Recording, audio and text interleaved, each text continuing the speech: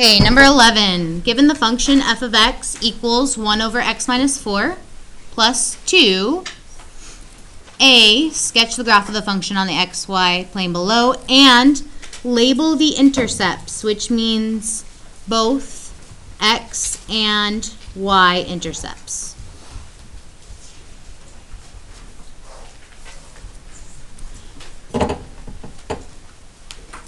Okay, so starting with my asymptotes is where I always start for graphing rational functions. So in order to graph my asymptotes, I need to know what direction we translated based off of this equation. So x minus 4 means what direction do you go from the parent function? To the right 4. And then plus 2 means up 2 from the parent function. So the parent function has an asymptote at x equals 0. If I move that to the right 4, it's now at x equals 4. Let's go ahead and count by 2 so that we can see both sides of our function. So whenever you count by 2s, you have to label your x and y axis. So 2, 4, 6, 8, -2, -4, -6, -8. Alright, so right 4 would now be right here. That's my vertical asymptote. Let's go ahead and write the equation since we drew in the asymptote. Vertical is up and down. What value do I go through? First of all, it's on the x-axis, right? So I want to write x equals, what number do I go through? 4. So x equals 4 is my vertical asymptote. Then we're going to go to our horizontal asymptote. Paying attention. Let's see. Down 2, we're going to keep our y-axis the same. So I'm going to do -1, -2, -3, -4.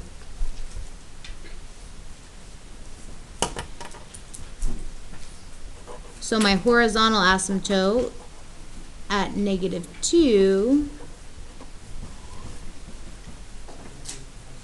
Oh, thank you.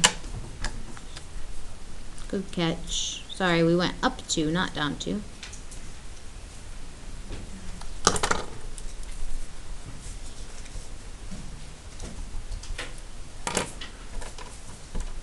Up 2.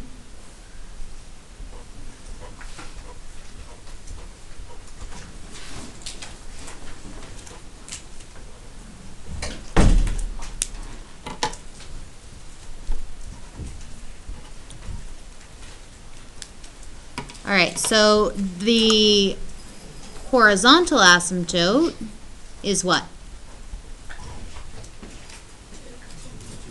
2, and what axis are we going through? Y. So our equation has to be y equals 2. If you just put 2, you won't get full credit. You have to put y equals 2 because I need to know which direction it's going. Are you paying attention? Yes. Write this on your paper. Okay. So now I need a point on either side in order to graph my function, and I also need to graph the x and y intercepts. Which one do you want to start with? Do you want to start with a point on either side, or do you want to start with the x and y intercepts? X and y intercepts. So if I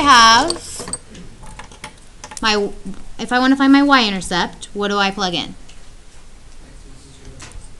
0 for the x value. Good. So f of 0 equals 1 over 0 minus 4, which remember, if it's all in the denominator, means we're going to do that all before we actually divide, and then plus 2 at the end. What is 0 minus 4?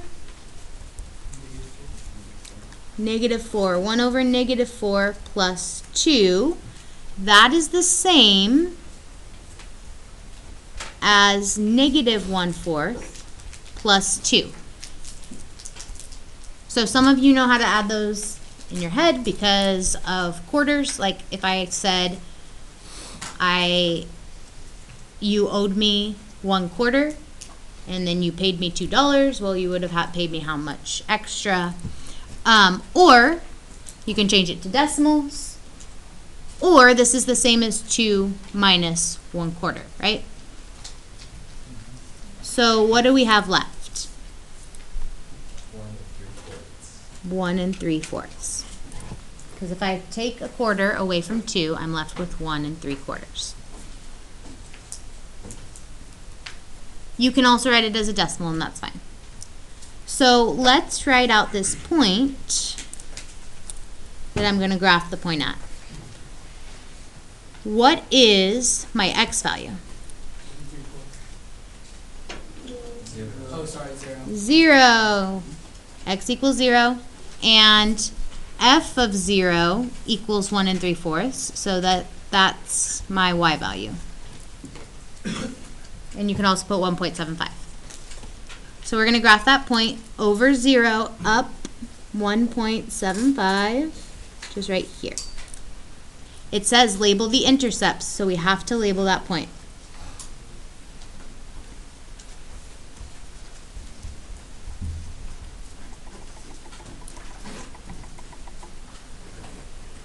All right, find the x-intercept. That means your y value is equal to 0. So plug in 0 for f of x. X stays the same. How do I solve?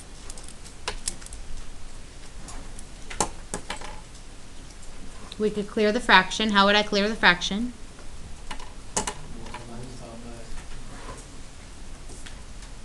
X minus 4 to how many of these? The 1, the 2, and the 0. Okay, 0 times anything is 0. In this first fraction, x minus 4 over x minus 4 is 1. So 1 times 1 is just 1. And then following that, I have a 2 times x minus 4. What am I going to do with 2 times x minus 4? Distribute. So I get 0 equals 1 plus 2x minus 8. 1 minus 8 is? Negative 7. What am I going to do with that negative 7?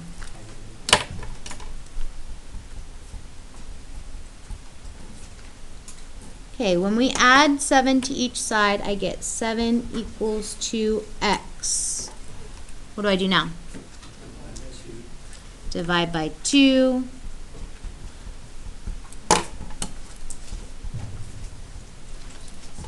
That reduces on the right-hand side, so I get x equals 7 over 2. So what point do I write that as? 7 over 2, comma 0. All right, 7 over 2. More than what? Less than what? More than 3, less than 4. This is 3.5. Okay, 6 over 2 is 3. 8 over 2 is 4. So this is 3.5, which is about right there.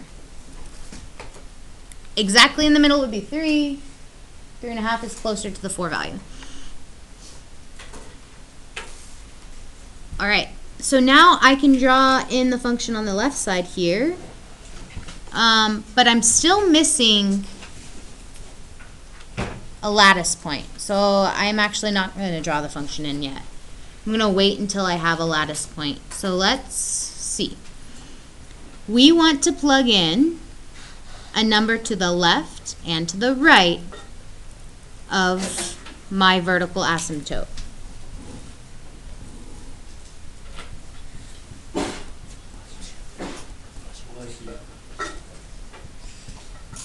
Bless you. All right. My asymptote's at x equals 4. What number should I plug in? 5. 5 minus 4 plus 2. Okay, what is 5 minus 4? 1. What is 1 over 1? And what's 1 plus 2? 3. So this point is 5, 3. Over 5, up 1, 2, 3. It doesn't look like a lattice point, so we're going to make sure we label it. That's 5, 3.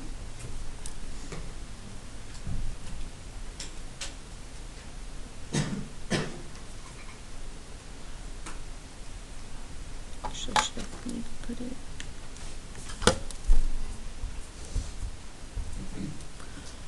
All right, and then we need one on the left-hand side as well. So what number am I going to plug into the left? 3. What is 3 minus 4? Negative 1. What's 1 divided by negative 1? And what's negative 1 plus 2? 1. So over 3, up 1.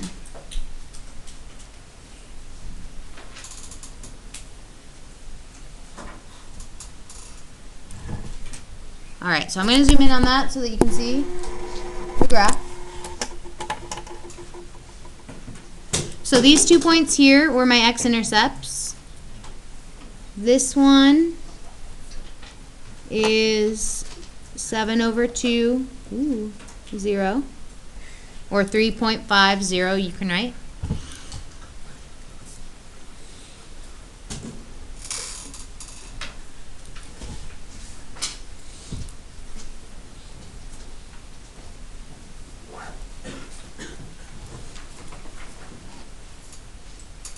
And then you also need to graph the second half of your function, which is on the other side of your vertical asymptote. Also on the other side of your horizontal asymptote. So this part right here is not part of my function. I'm just pointing out what point that is there. I didn't have room to write it. All right, the domain of this function,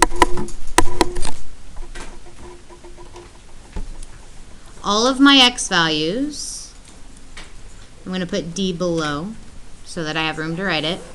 All of my x values from the left to the right. Starting from the left, this goes to the left forever, so I start from negative infinity. Where's your paper?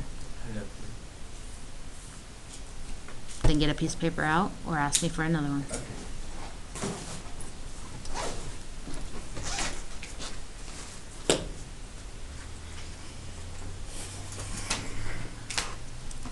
Negative infinity.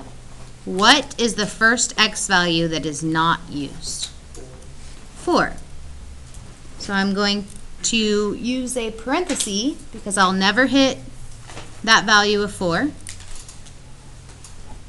And then I'm going to pick back up at 4 because immediately after I have more x values being used. So 5 is being used right here, 6 is being used, all of these numbers are being used from 4 to positive infinity because this side goes to the right forever. So that's my domain. My range is very similar. We're going to go from bottom to top. So do I go to negative infinity on my range? Yes, because this goes down forever. What's the first y value I skip? Go positive 2. And then I'm going to skip over that 2 and keep going to positive infinity because this side over here goes to positive infinity. All right, we already did f and g. So f is x equals 4. G is y equals 2 for my horizontal and vertical asymptotes. State the open intervals on which the graph of f is increasing. So what does open interval mean?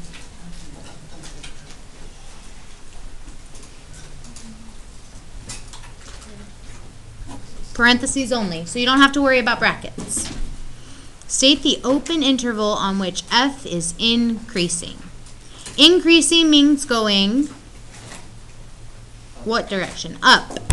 So as we go from left to right, we want to know, is this piece of my function going up or down? Down. Let's look at this part. Is this piece going up or down? Down. Everything's going down. Where are we increasing? Nowhere. So there's no interval for h. Where is my function decreasing? Everywhere where the function exists. So everywhere except for my asymptote. And are we writing down x values or are we writing down y values when we write down our intervals? X values. So the x values of this function match what value that we did up here? Domain.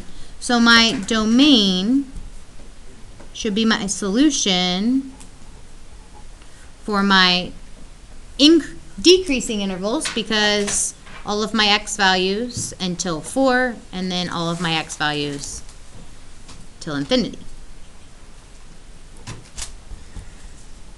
So we just want to skip over the value of 4. We're not decreasing if I don't have any points there. Open intervals on which the graph of f is greater than 0. And then k is open intervals on which the graph is less than 0. So what does greater than 0 mean? Positive, but which values are positive? Y values. So I want to know if my y values are greater than 0, we're going to be above the x-axis. And if we're less than 0, we're going to be below the x-axis.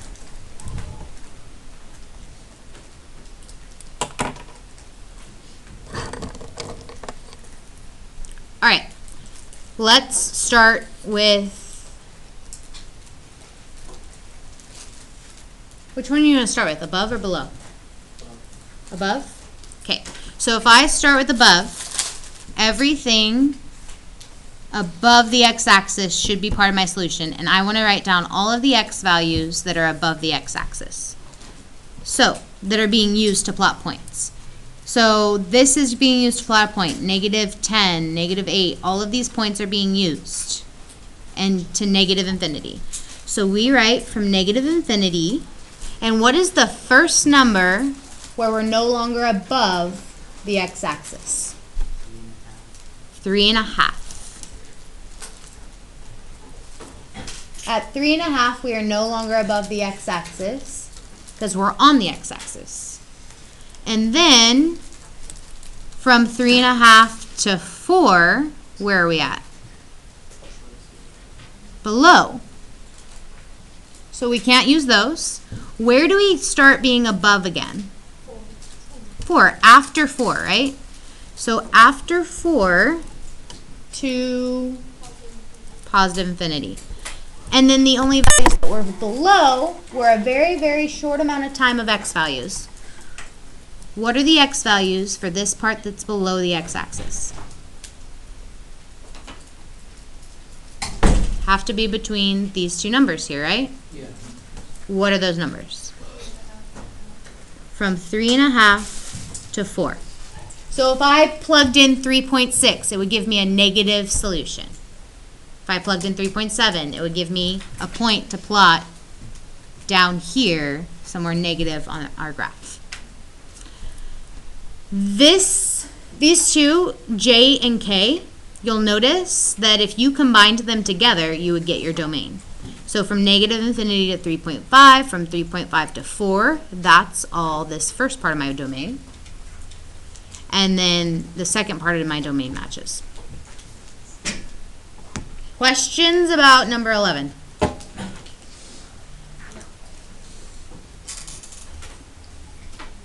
None at all?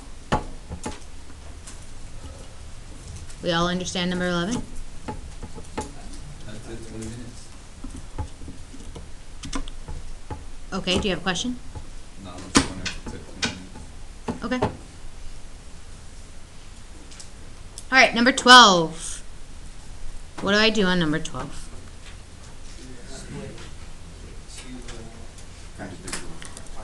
Good, so the numerator is being divided by the denominator, so I'm going to keep the numerator together. I have two fractions in my numerator. And then that's being divided by all of my denominator, so I want to keep that part together as well. I have two fractions in my denominator.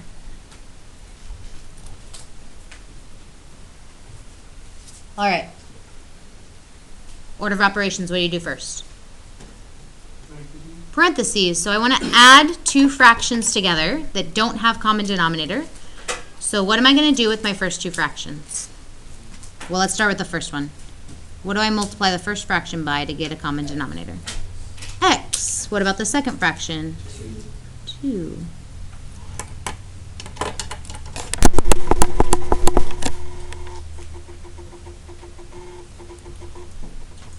That better? Okay, so I get 3x over 2x plus what? 2 over 2x. We're going to do the same to the other side. What am I going to multiply this first fraction by? X. And what am I going to multiply the second one? 5. So I get 4x over 5x plus 10 over 5x. What goes in between these? A division sign. Still need to do parentheses, right? So I'm going to add those together. 3x plus 2 over 2x. When you have a common denominator, you want to keep the denominator the same. Divided by 4x plus 10 over what? 5x. So I should be writing an equal sign as I go here because all of these rows are equivalent to each other. How do we divide fractions?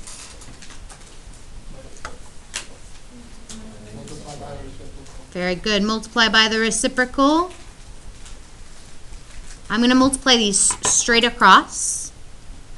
So I'm going to put each of my polynomials inside parentheses. Because when you multiply a polynomial times a monomial, where does the monomial usually go? In front. So I have 5x times 3x plus 2 over 2x times 4x plus 10. Can either of those be factored more? Yeah. 4x plus 10. What are you going to factor out of 4x plus 10? A 2. When you factor out the 2, what do I do with it? Very good. Multiply it to the other 2.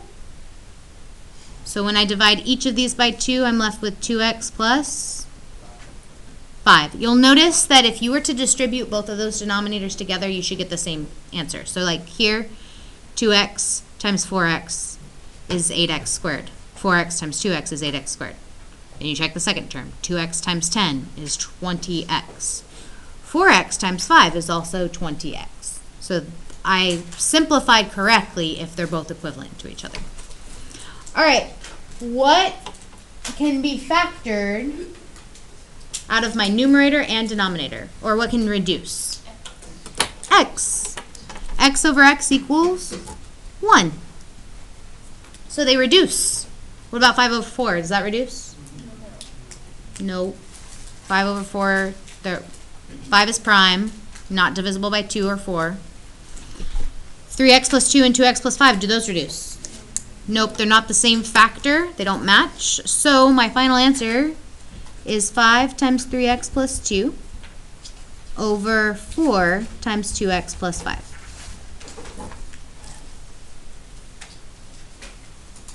Questions on that one? All right, go ahead and flip to the next page. You can, for your final answer, if it was 15x plus 10 over 8x plus 20. Yes, you can write your answer like this. The reason I always factor everything out is to check to see if more things reduce. and I'm okay if you leave it in factored form or if you distribute it back together.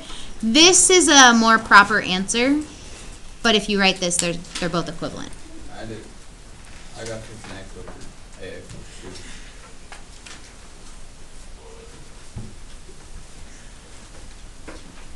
So I'm trying to see where I went wrong with that. At first I had something like that. you would want to check as you go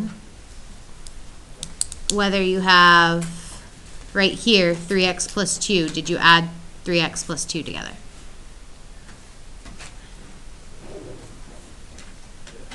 Yeah, you have a 3x plus 2 right here. And do you have a 3x plus 2 right here? Okay, so when you multiply 5x times 3x plus 2, I'm writing my monomial out in front and the 3x plus 2 afterward. So I don't know if you just forgot to transfer it over, or if you tried to distribute it. If you multiplied 5x times 3 and didn't multiply it by the 2, then that would become an issue because you would have to distribute it if you're going to multiply it through. Otherwise, we just leave it outside. That answer your question? All right, number 13, solve. When we solve, we can do what? If you're solving, yes. Solving means you have an equal sign. You can only solve if you have an equal sign, and if you have an equal sign, you can clear the fraction. You can only clear fractions if you have an equal sign. So on any of the other problems we've done so far, we couldn't do that. But now we can, because we have an equal sign. So what are we going to multiply both sides by? 2x. So multiply by 2x to move it to the other side, and multiply by 2x over here. That means on the right side, 2x over 2x reduces. What is 2x times 5? 10x. And then on the right side, the 2x is reduced, so all I have is a 3. What am I going to multiply by now? The x plus 2.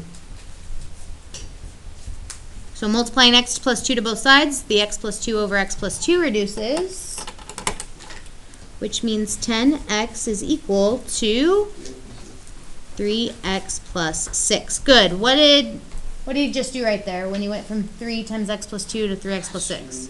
Distributed. Now how do I solve? Good. Subtract the 3x. We're going to continue on the right. 10x minus 3x is 7x. So 7x equals 6. What do I do now? There we go. We are awake. X equals 6 over 7. I would just leave it as a fraction because you won't have a calculator.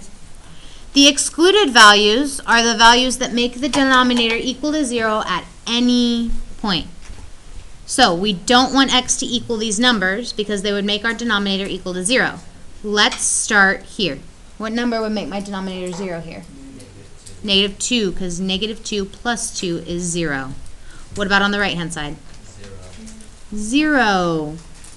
So then you look throughout your solving process. Only the next line had a fraction in it, and it was the same as the one that I started with. So I don't have any more to check, any more denominators to check. Checking your most factored denominator would help you the most on that. Any questions about the exclusions? All right. Number 14. Can I clear the fraction? Yes, because it says solve and we have an equation. So I'm going to multiply every single term by x minus 1. Ooh. And I almost don't have room to do that. Okay, in the first fraction, my x minus 1 reduces. In the second term, I didn't have a fraction, so I won't get a fraction by clearing fractions. And in the third, on the other side of the equal sign, my x minus 1's also reduced. So now I already don't have any fractions left. What should I do? Distribute. So we want to work with this most simplified version possible. So we distribute and combine like terms.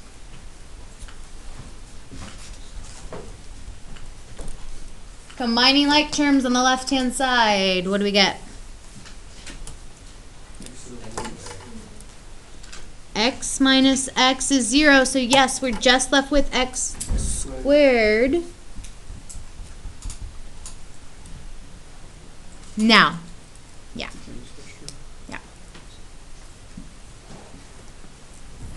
Now, am I going to have a trinomial or not?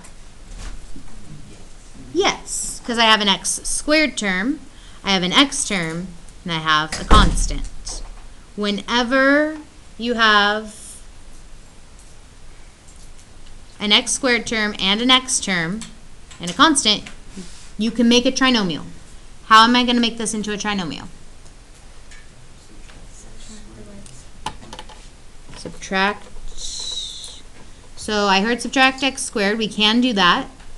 I also heard subtract the right side to the left. Now, why would I want to subtract the right side to the left and move 2 terms instead of just moving 1 term? Your x squared term would stay positive, which tends to be an easier path to take. But if you like the challenge, then go the other way.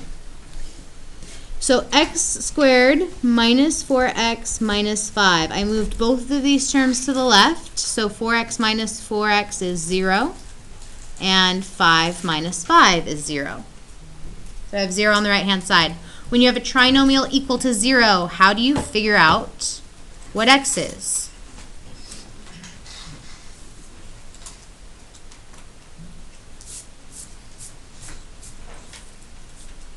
Starts with an F. Factor. We're going to factor this trinomial. And we're going to use the short method because my a value is equal to 1. So x times x gives me 1x squared.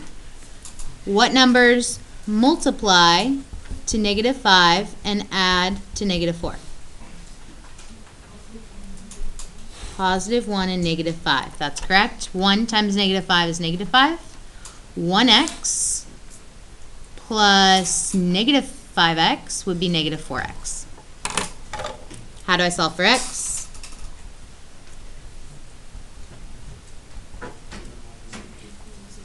Equal each of your factors to 0. Then subtract 1 to the other side. Add 5 to the other side.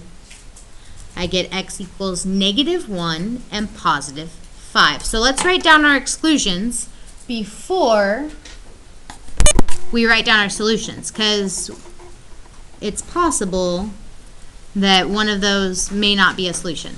So what value can I not have for x that would make my denominator equal to 0? 1. X cannot be equal to 1. Are either of these solutions 1? No, negative 1 is not the same as 1. So I do have 2 solutions for x. It's negative 1 and positive 5.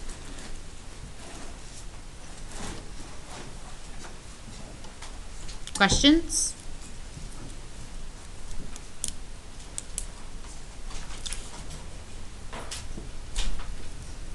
All right.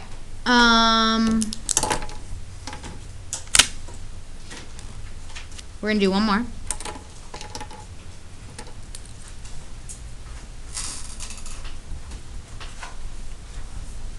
What do I need to do to my denominator of my second fraction? factor it, we're going to use the short method. So x times x is x squared. What multiplies to negative 10 and adds to negative 3? Positive 2 and negative 5. 2 times negative 5 is negative 10. And then I get 2x minus 5x. 2x minus 5x is negative 3. All right, what do I want to multiply everything by? X minus 5.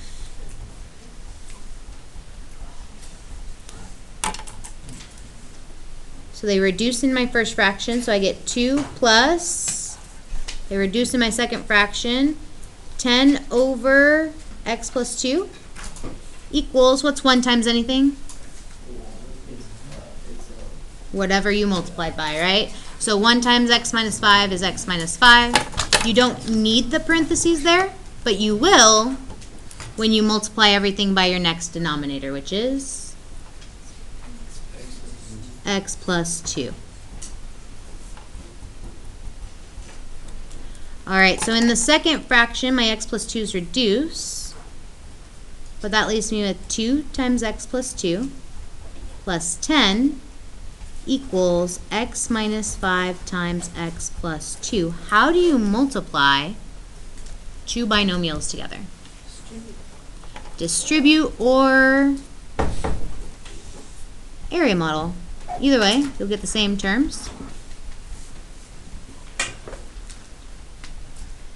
Now, did we already have these multiplied together somewhere? X minus 5 times x plus 2. Yes. Yes, so you should get back to x squared minus 3x minus 10. And on the left side, you want to distribute. And then we'll also combine like terms. So the bell's going to ring, so we'll pause right there.